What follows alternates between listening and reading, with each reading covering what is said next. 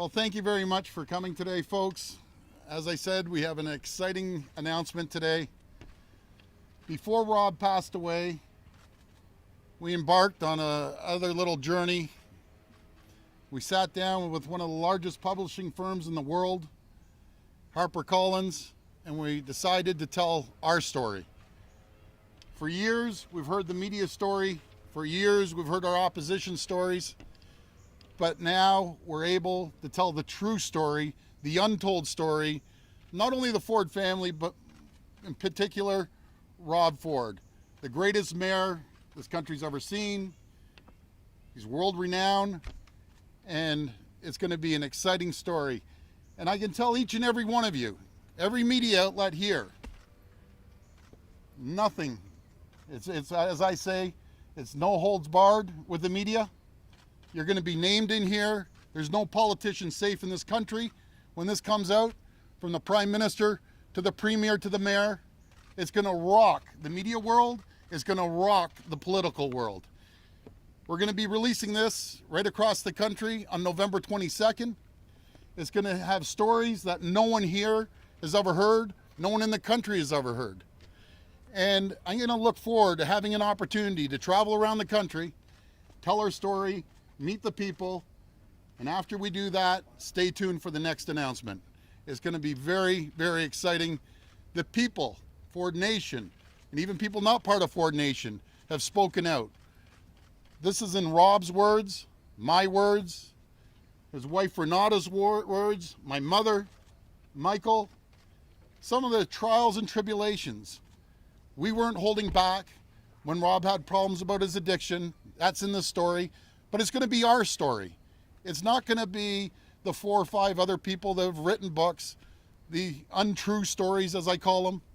It's going to be factual, and it's going to be the most exciting book that this country's ever seen when it comes to politics. And again, I always point out, I told the media, a lot of my media, and I there's a lot of great media people. I've really taken a liking to them, especially since I'm out of politics. But there's no one that's going to be untouched in this book here when it gets released. And we're really, really excited. As I say, it's going to be the true story of the People's Mayor. It's 2 brothers, 1 vision, and boy, it's going to be an eye-opener.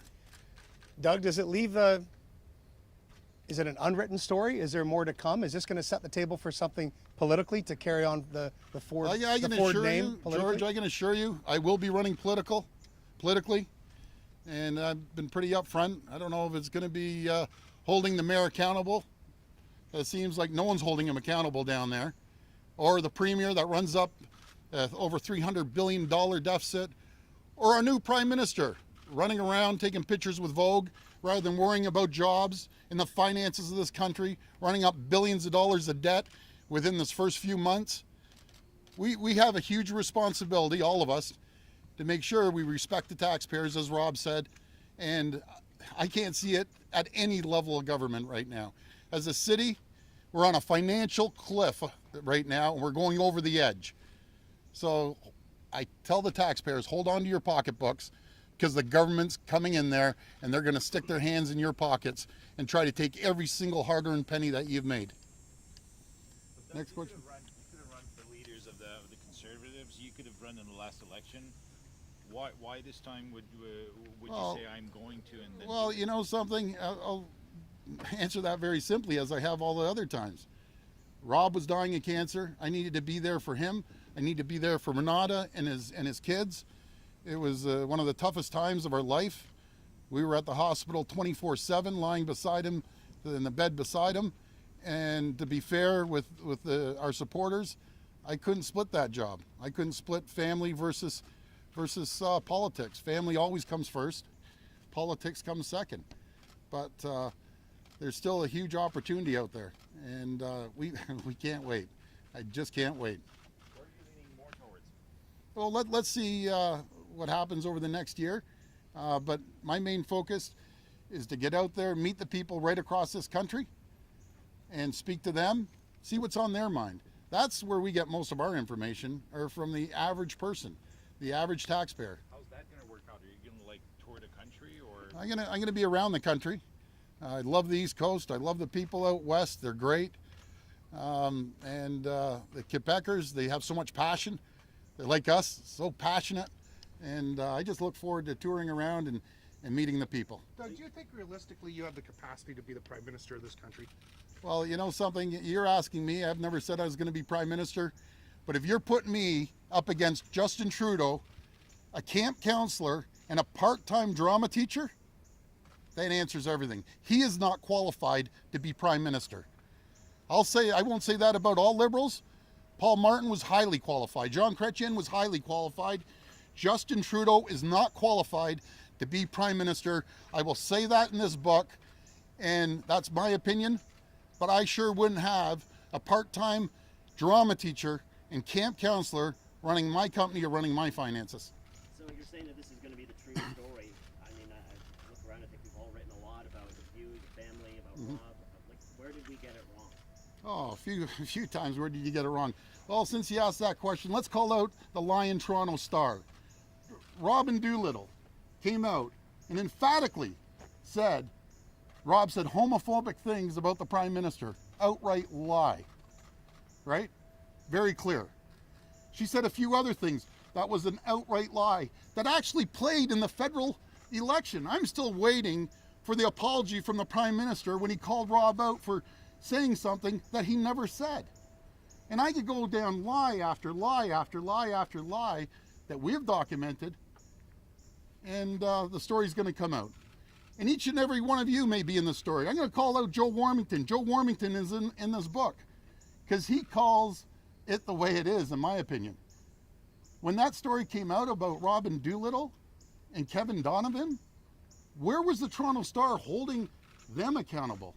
Where was the Globe and Mail?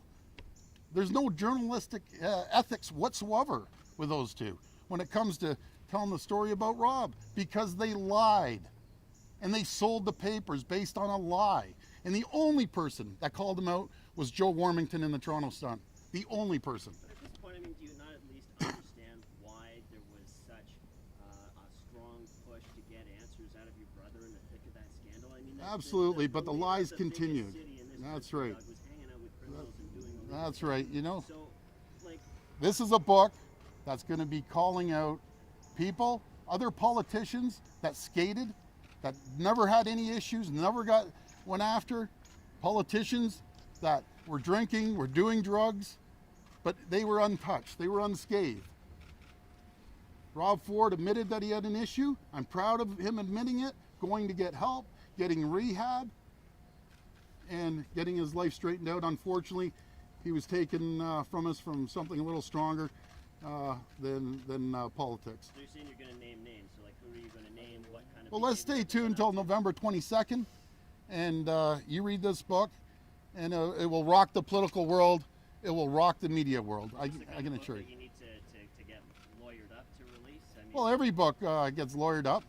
The books that they wrote, 4 or 5 books that they wrote on our family, lie after lie after lie, they got it lawyered up. But unfortunately, we're going to tell the truth. You could go after people all day long with lawyers. The only people that benefit are the lawyers themselves. Doug, how much of this book did Rob actually write himself? Rob was instrumental in sitting down with HarperCollins. These are passages through the book are from Rob's words directly, and he was quite excited about the book. When did he start? I'm sorry, I know you said this. Well, we've been in the workings well over a year, this book, and there's nothing that's been kept more confidential than this book. I've sat down with people from HarperCollins for endless hours, absolutely endless hours. And when Rob was barely even able to walk, he came up. That's how important this book was for him to tell his story. He sat down with the people from HarperCollins. So did he start it after the cancer came back the second time? And Uh, this was leading up to, right up to I'm trying to get my date, Cynthia. Right around that time, roughly about a year. And what were his thoughts about this book as he's writing it and as he's talking? Is it so describe to me the motivation. I mean, it sounds like you're angry. Is there a little bit of revenge in here as well? No, there's against certain people? no, Cynthia, there's no revenge. It's not, when when I get asked certain questions, yeah, there's a little bit of anger when truth was told, lies were created, and not all media outlets. I don't want to paint the brush with all media outlets, because there's some great media folks, but there's a couple outlets that lied and lied and lied and lied to sell advertising, to sell their newspapers, and they're going to be called out in it. And then there's politicians that are a bunch of hypocrites in this country, no matter if it's federally, provincially, or municipally, that say one thing, like our Liberal friend that had to go to rehab out in Newfoundland, trashing Rob as he had his own addiction problem.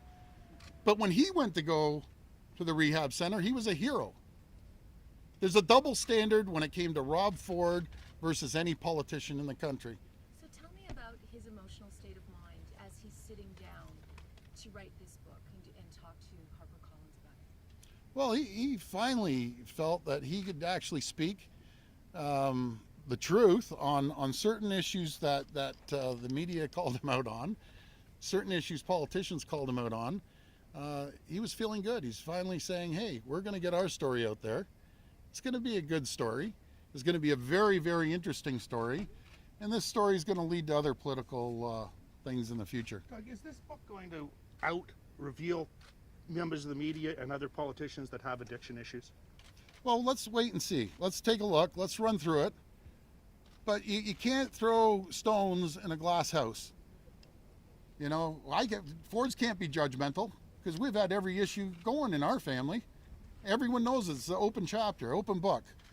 But some people don't throw stones, they throw boulders in a glass house. Are you ready for like this?